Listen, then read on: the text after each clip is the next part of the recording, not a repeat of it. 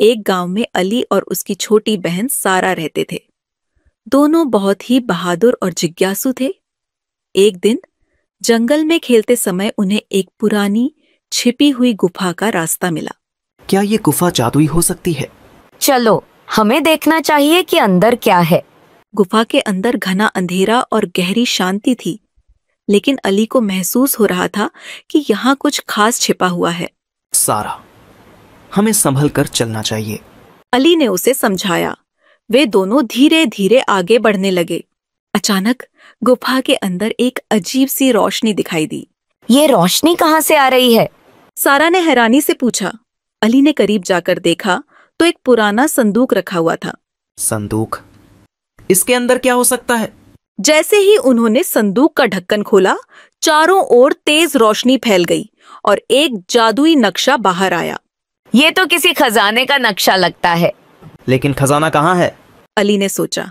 नक्शे में एक रास्ता दिख रहा था जो गुफा के अंदर गहराई तक जाता था। वे दोनों उस नक्शे को ध्यान से देखते हुए आगे बढ़ने लगे। जल्द ही उनका सामना पहले रहस्य से हुआ। एक बड़ा दरवाजा,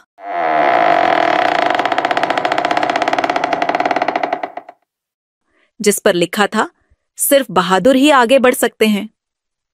अली ने साहस किया और दरवाजा खोल दिया। जैसे ही वे अंदर गए, उन्हें एक आवाज सुनाई दी, पछतावा मत करना, खजाना पास है।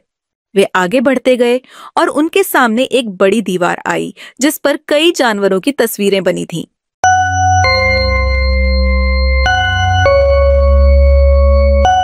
हमें इस पहेली को सुलझाना होगा, सारा ने कहा।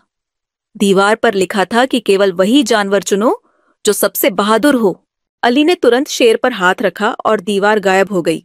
हम सही रास्ते पर हैं। अचानक उनके सामने खजाने का कमरा खुल गया। जैसे ही उन्होंने दरवाजा खोला, सोना और कीमती रत्न उनकी आंखों के सामने चमकने लगे। ये जादुई खजाना हमारी बहादुरी का इनाम है। लेकिन तभी एक बूढ़े जादूगर की आवाज आई। ये खजाना तभी तुम्हारा होगा जब तुम इसे दूसरों की भलाई के लिए इस्तेमाल करोगे। अली और सारा ने वादा किया कि वे इस खजाने का इस्तेमाल जरूरतमंदों की मदद के लिए करेंगे, और इसी वादे के साथ वे अपने गांव लौट आए, यह जानते हुए कि असली खजाना धन नहीं बल्कि दूसरों की मदद करना है। असली बहादुरी दूसरों की भलाई और मदद करने में है।